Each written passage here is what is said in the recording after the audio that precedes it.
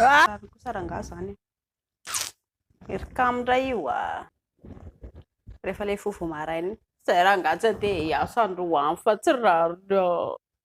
Avy eo indray dia mila vola. Nefa nge za mila vola vola marary fo. Le ty rehefa miasa mafy nge za dia reraka be sady tsisy fifaliana mihitsy eto ambonin'ny tany.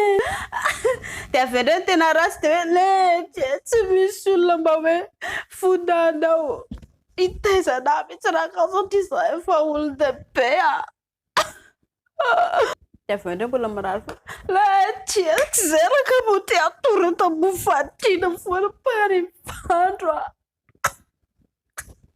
marary fo satria tena hoe tsy misy olona andeha amme vola rehefa ao an-trano. Le vomaika ane za rehefa tsy miasa te be matre.